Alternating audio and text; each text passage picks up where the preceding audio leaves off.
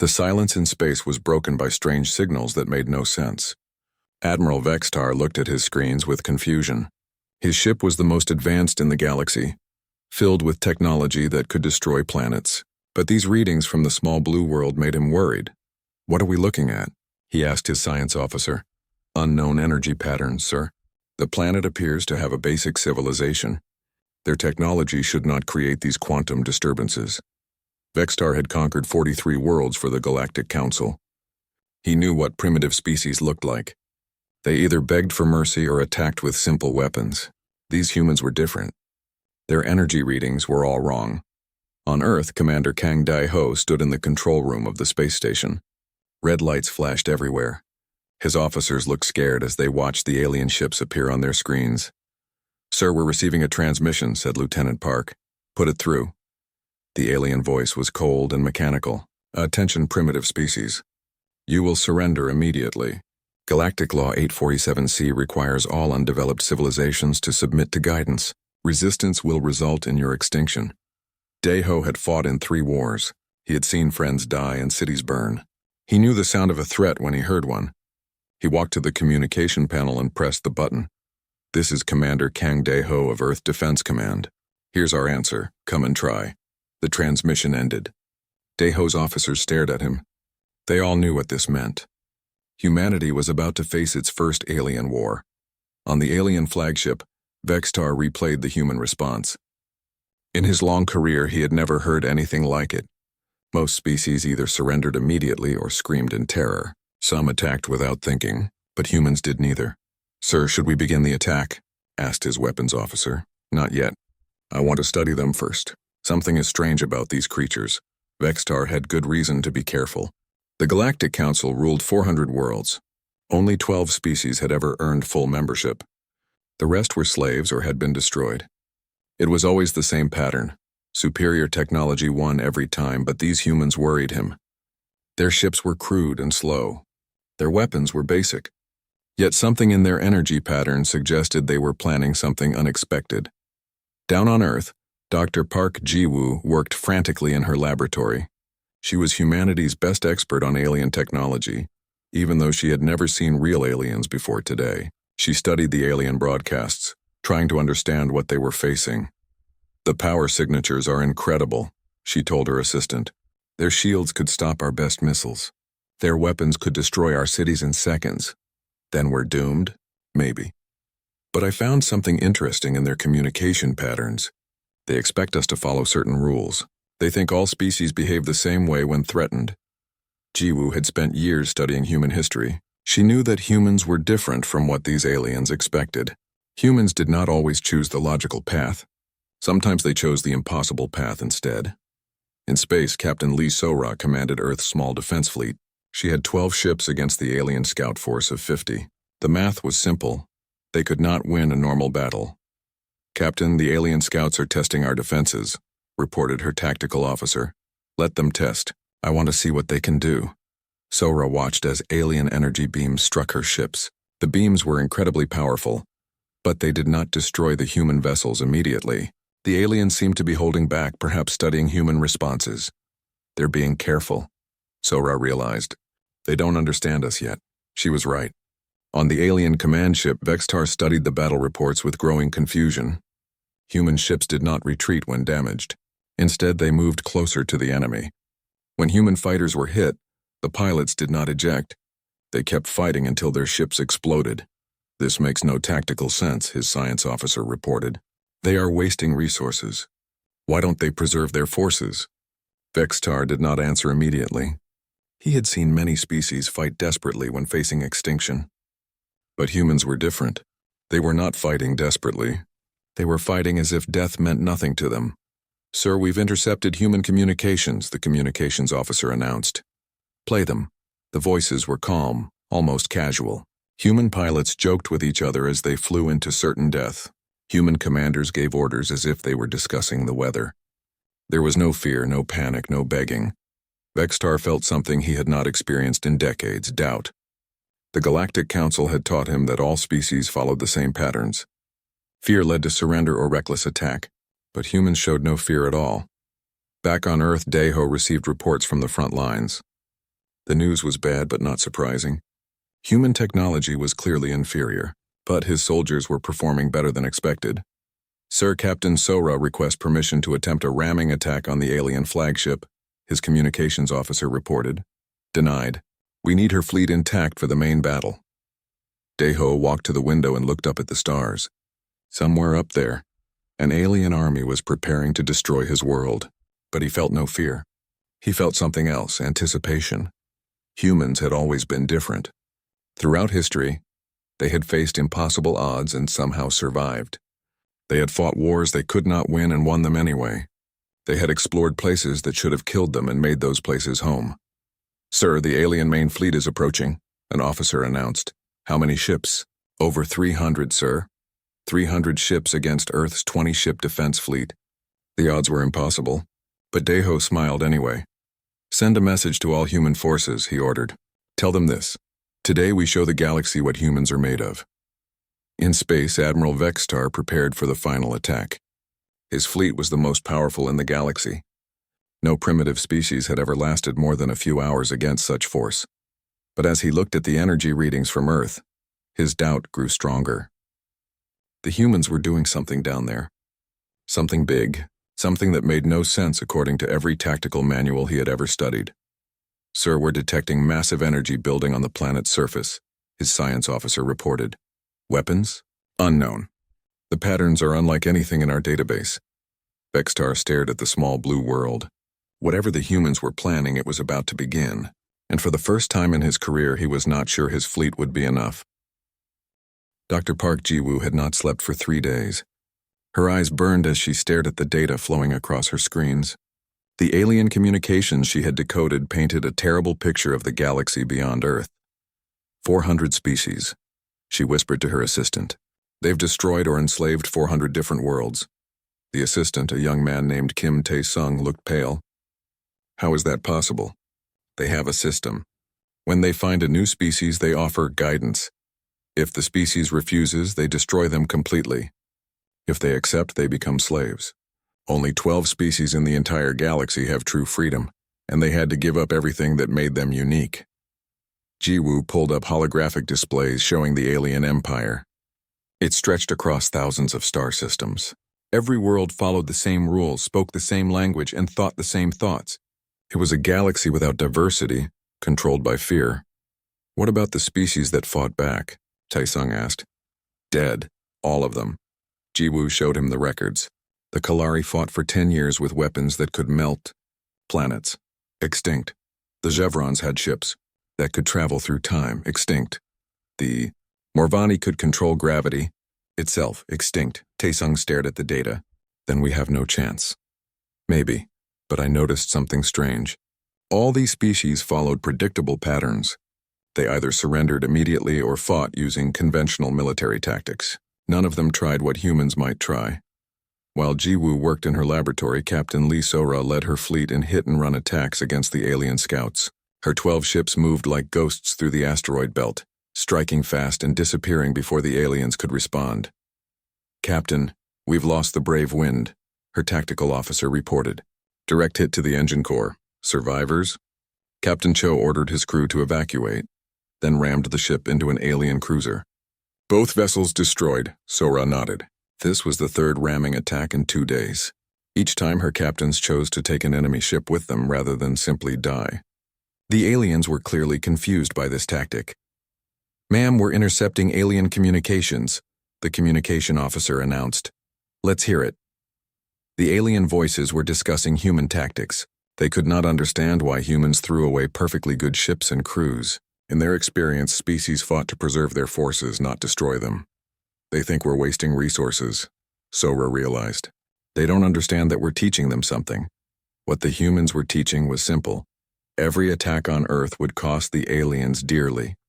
Not because humans had better weapons, but because humans were willing to pay any price to protect their home. On the alien flagship, Admiral Vextar studied the tactical reports with growing frustration. His scouts had superior firepower and better shields. They should be winning easily. Instead, they were losing ships to primitive human vessels. That should not pose any threat. Explain to me how a species with inferior technology is destroying our Cruisers, he demanded. His tactical officer looked uncomfortable. Sir, the humans are using kamikaze tactics. They sacrifice their ships to damage ours. That's impossible. No rational species would waste resources like that. The evidence is clear, sir. Human commanders are deliberately destroying their own vessels to take our ships with them. Vexitar had conquered 43 worlds, but he had never faced an enemy that fought like this. Every species in the galaxy valued survival above all else. Self-preservation was the most basic instinct in the universe, except apparently for humans. Back on Earth, the massive construction project was nearing completion. Hidden shipyards around the world had been working for months on humanity's answer to the alien threat.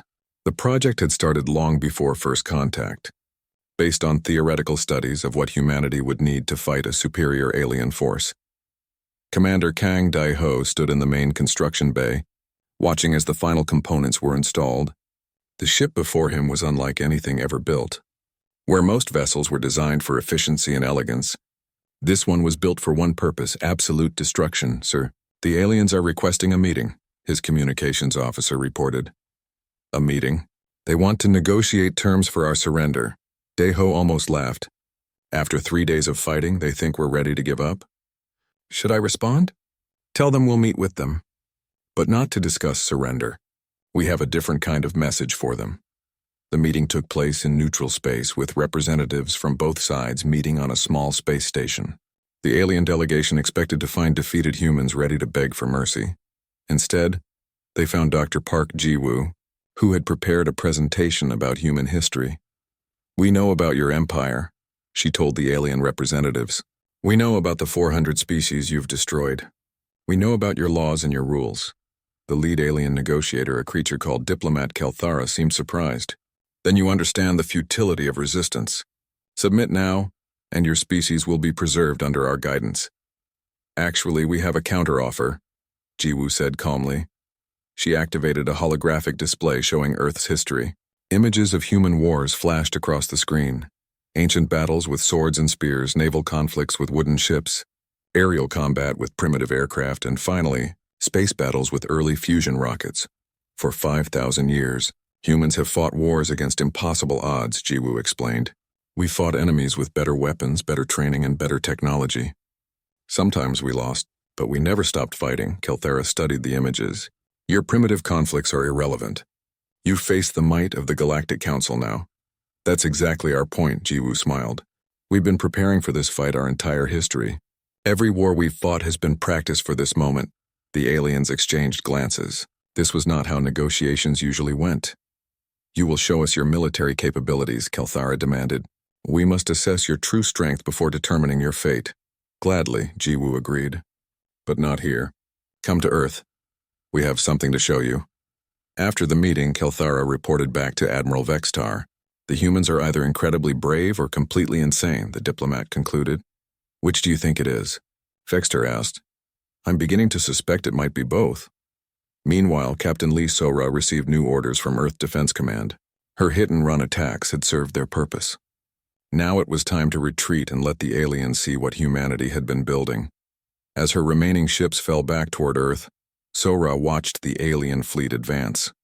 Over 300 vessels, each one capable of destroying a human city. Any rational species would be terrified, but humans had never been accused of being completely rational. All ships prepare for final phase, Sora commanded. Time to show them what we've really been up to. Admiral Vexitar watched the human retreat with satisfaction. Finally, the primitives were acting sensibly. But as his fleet approached Earth's orbital space, his sensors detected something that made his confidence waver. The energy readings were off the scale. Whatever the humans had built, it was bigger than anything in the Galactic Council's database. Sir, his science officer reported, voice shaking slightly. You need to see this. The alien fleet stopped moving when they saw it. Admiral Vexitar stared at his main screen in complete silence. His officers whispered among themselves, trying to understand what they were looking at. The human vessel was enormous.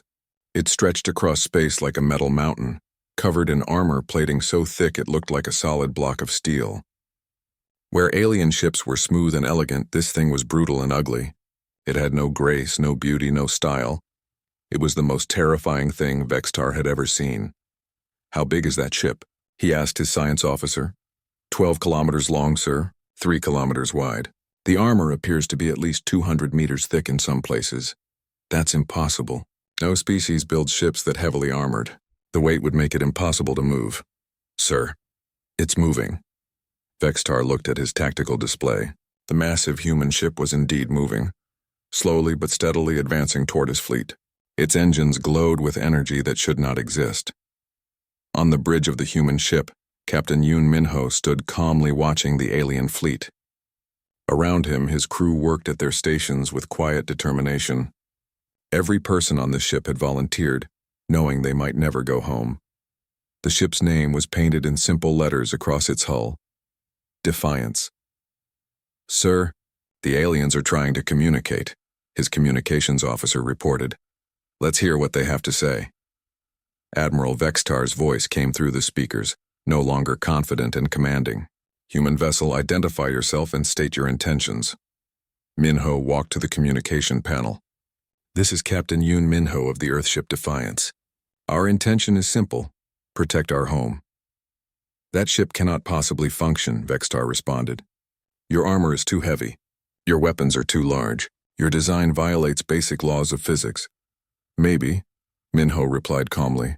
Why don't you test it and find out? The transmission ended. Minho turned to his crew. These men and women had trained for 3 years on this ship. They knew every system, every weapon, every backup plan. More importantly, they knew what they were fighting for. All stations report ready, his tactical officer announced. Very well. Let's show them what humans build when we're angry. Admiral Vextar had no choice but to attack. The Galactic Council expected quick victories, not lengthy negotiations with primitive species. He ordered his fleet to advance in standard formation.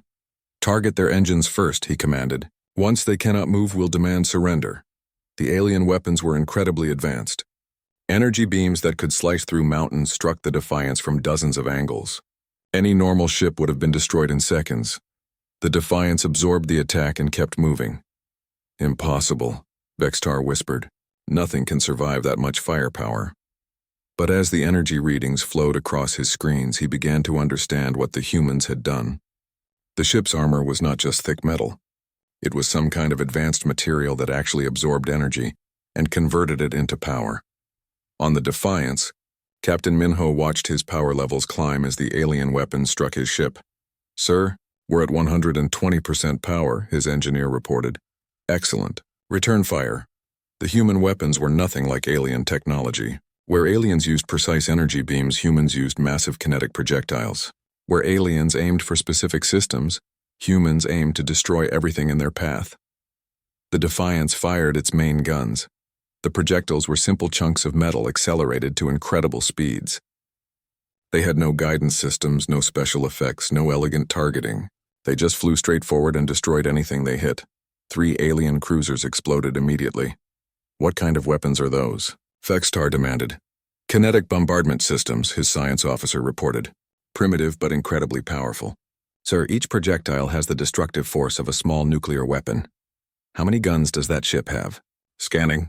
Sir, I count over 400 main weapons, plus thousands of smaller guns. Vextar felt something cold in his chest. The human ship was not designed like any vessel in the galaxy. Most warships carried a few powerful weapons and relied on shields and speed for protection. This thing carried hundreds of weapons and relied on pure armor for defense. It was not built to fight a battle. It was built to fight a war. The battle continued for hours. The alien fleet used every tactic in their manual: flanking attacks, coordinated strikes, electronic warfare. Nothing worked. The Defiance absorbed their attacks and responded with devastating firepower. Sir, we've lost 30 ships, Vextar's tactical officer reported. How much damage have we done to the human vessel? Unknown, sir.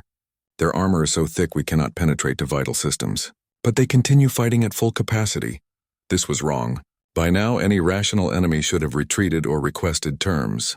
The human ship had taken enough damage to destroy an entire fleet, yet it showed no signs of slowing down. Captain Minho walked through the corridors of his ship, inspecting the damage. Sections of armor had been torn away. Some decks were open to space. Fires burned in the lower levels, but the ship kept fighting. Sir, we've lost main power to sections 7 through 12, Engineer Choi Hai-jin reported. Reroute through the backup systems.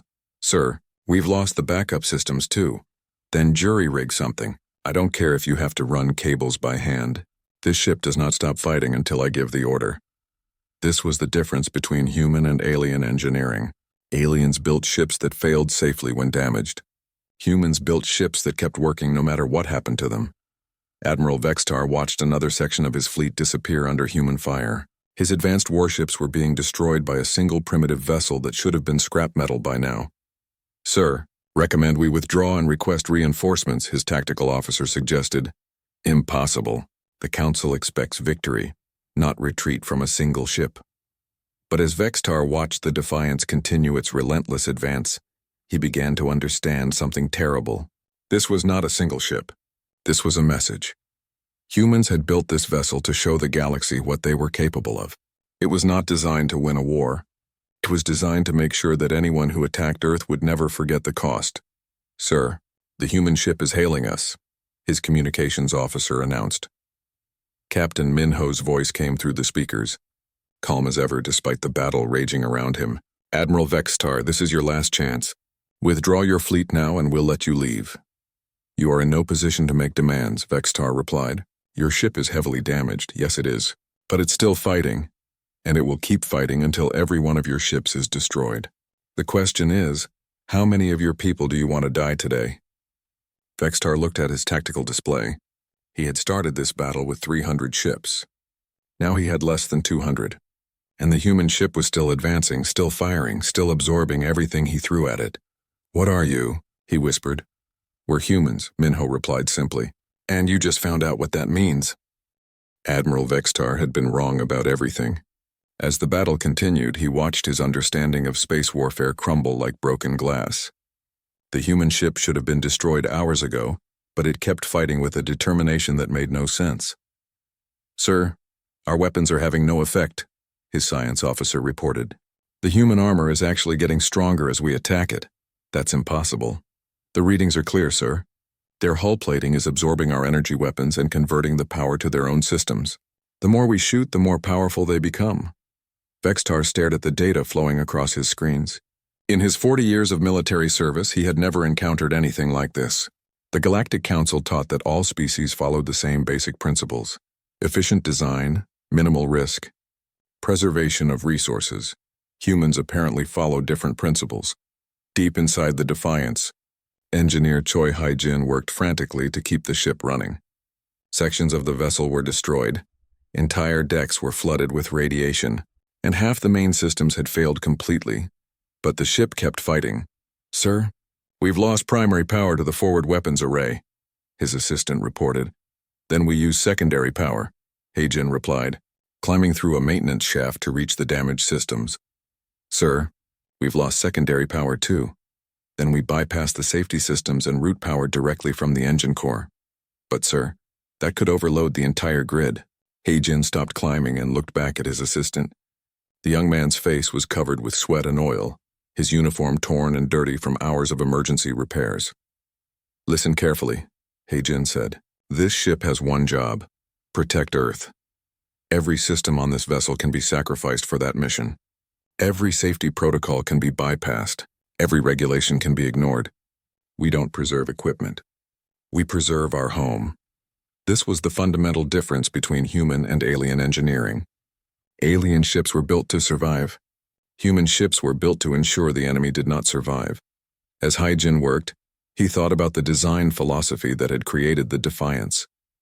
Every human engineer on the project had been asked the same question: what would you build if you knew you would never have to build another ship? The answer was this: a vessel that could absorb any punishment and still keep fighting. A ship that treated its own destruction as an acceptable price for victory. On the bridge, Captain Yoon Min-ho received damage reports from all sections. The news was bad and getting worse. Main engines at 60%, weapon systems failing across multiple decks, armor breached in dozens of places, but his crew remained calm. They had trained for this scenario. They knew the ship was designed to keep fighting even when everything went wrong. Sir, alien vessels are attempting to flank us, his tactical officer reported. Let them try. Helm, maintain course directly toward their flagship. Sir, that will take us through the center of their formation. Exactly. Admiral Vextar watched in growing horror as the massive human ship plowed straight through his carefully arranged battle formation. His vessels scattered like leaves in a hurricane, trying to avoid collision with the approaching mountain of armor and weapons. "Why is it doing that?" he demanded. "They're exposing themselves to fire from all directions." His tactical officer studied the readings. "Sir, I think that's exactly what they want. Their armor seems to work better when attacked from multiple angles simultaneously." This made no tactical sense. Every species in the galaxy knew that you avoided enemy fire whenever possible. The human ship was actually seeking it out. "Sir, the human vessel is hailing us again." Captain Minho's image appeared on the main screen. Behind him, the bridge of the Defiance was filled with smoke and sparks. Warning lights flashed red. Yet Minho looked completely calm. "Admiral, you've seen enough. Withdraw your fleet while you still have ships to withdraw." "Never," Vextar replied. "The Galactic Council does not retreat from primitive species." "Then you're about to learn why you should." The transmission ended. Minho turned to his crew with a slight smile. "Gentlemen and ladies, initiate Protocol 7. Every human on the bridge knew what Protocol 7 meant. It was the final option, the last resort that Command had hoped they would never need to use. They were going to overload every system on the ship and turn the Defiance into a weapon. "Sir, are you certain?" his first officer asked quietly. "Look around you," Minho replied. "We're already dead. The question is, do we die quietly or do we take half their fleet with us?" The first officer nodded. Throughout human history, soldiers had faced this choice. Sometimes survival was not an option. Sometimes the only choice was how to make your death count. "All hands, this is the captain," Minho announced over the ship's communication system. "Protocol 7 is now in effect. Anyone who wishes to evacuate to the escape pods has 60 seconds. He waited exactly 60 seconds. Then he asked, "How many crew members evacuated?" "None, sir," his communications officer reported. "Everyone is staying." Minho felt a moment of pride in his species. These people could have chosen safety. Instead, they chose to stay and fight to the end. Admiral Vextar's instruments detected the massive energy buildup inside the human ship. His science officer's face went pale as the readings climbed beyond anything in their database. "Sir, they're overloading their main reactor," the officer reported in a shaking voice. "That will destroy their ship." "Yes, sir, and everything within 100 kilometers." Vextar realized with growing panic that the humans were planning to sacrifice their entire vessel to damage his fleet. It was the ultimate expression of their impossible fighting philosophy. Win by ensuring the enemy paid an unacceptable price. "All ships, emergency retreat," he commanded, but it was too late. The human ship had positioned itself in the center of his formation. Most of his vessels could not escape in time. "Sir, we're detecting additional energy signatures," his sensor operator announced. "More human ships?" "Yes, sir. Long-range sensors show a massive fleet approaching from the outer system." Vextar felt his world collapse. The Defiance had not been humanity's only ship. It had been their opening move. Captain Minho watched the alien fleet try to escape the coming explosion. Some would make it, some would not. But all of them would remember this day for the rest of their lives. "Sir, the new fleet is hailing us," his communications officer announced. "Put them through." The voice that came through the speakers belonged to Fleet Admiral Nam Tae-woo, commander of Earth's 2nd Defense Fleet. "Captain Minho, this is Admiral Nam. Well done. You've given them something to think about." "Thank you, sir. How many ships do you have with you?" 50 vessels, each one built to the same specifications as your ship." Minho smiled. The aliens thought the Defiance was unique. They were about to learn that humans had built an entire fleet of these impossible ships. "Admiral Nam, this is Admiral Vextar of the Galactic Council Fleet," the alien commander interrupted, his voice filled with panic. "We request immediate ceasefire and safe passage from this system." "Why?" Nam asked calmly. "Your ship is about to explode." "Yes, it is. That was always the plan." For the first time in his military career, Admiral Vextar was afraid. These humans were not just dangerous because of their technology. They were dangerous because they thought differently than any other species in the galaxy. They were willing to destroy themselves to protect what they loved. The explosion was visible from 3 star systems away. The Defiance died as it had lived, violently, purposefully, and taking its enemies with it. The blast consumed 47 alien vessels and damaged dozens more. But as the light faded, something impossible happened. The ship continued transmitting. "This is Captain Yoon Min Ho of the Earth Defense Vessel Defiance," the message began. "If you are hearing this, then our ship has fulfilled its purpose. But this is not the end. This is just the beginning." Admiral Vextar stared at his screens in shock. The human ship was gone, vaporized in the explosion. Yet somehow its final message was broadcasting on all frequencies, reaching every ship in both fleets. "To the Galactic Council forces, you came here expecting an easy victory over a primitive species. Instead, you found something you have never encountered before. You found humans." The message continued as Fleet Admiral Nam Taewoo's ships emerged from the outer system. Where the Defiance had been one massive vessel, this new fleet contained 50 ships, each one built with the same impossible philosophy: survive long enough to make the enemy regret attacking. "We are not like the other species you have conquered," the recorded voice of Captain Minho continued. "We do not build ships to preserve ourselves. We build them to ensure our enemies remember the cost of threatening our home." Dr. Kim Soo-jin, the Defiance's chief physicist, had survived the explosion in one of the few escape pods launched before the final battle. Now she found herself aboard Admiral Nam's flagship, explaining to a group of captured alien officers exactly what they had witnessed. "Your people study war as a science," she told them. "You calculate acceptable losses, optimal strategies, efficient victories. But humans study war as an art. We understand that sometimes the most important victory is the one that teaches your enemy never to attack you again." The alien prisoners listened in silence. They had been rescued from damaged ships and treated well by their human captors. This confused them more than anything else. "Why would humans save enemy soldiers? You spare our lives, yet you destroyed our ships," one alien officer observed. "We do not understand your logic." "It's simple," Soo-jin replied. "Dead soldiers cannot tell stories. We need you alive to go back to your people and explain what happened here." This was perhaps the most terrifying aspect of human warfare. They fought not just to win battles, but to create legends that would prevent future wars. Admiral Nam stood on his bridge, watching the remnants of the alien fleet retreat to a safe distance. His ships maintained a protective formation around Earth, but made no aggressive moves. The demonstration was complete. "Sir, the alien commander is requesting communication," his officer reported. "Put him through." Admiral Vextar appeared on the screen, no longer the confident conqueror who had arrived to claim another primitive world. His face showed exhaustion and something humans recognized but aliens rarely displayed: respect for a dangerous enemy. "Admiral Nam, I am prepared to discuss terms." "What terms did you have in mind?" Nam asked politely. "Non-aggression pact, mutual recognition of territorial boundaries, perhaps trade agreements in the future." Nam shook his head slowly. "You misunderstand the situation, Admiral. We're not interested in treaties with the Galactic Council." "Then what do you want?" "Nothing from you. We just want to be left alone." This statement confused Vextar more than anything else he had heard. In his experience, victorious species always demanded tribute, territory, or submission from defeated enemies.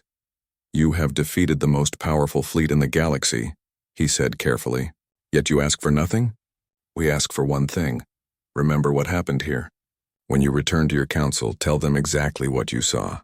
Tell them about the ship that absorbed their attacks and kept fighting.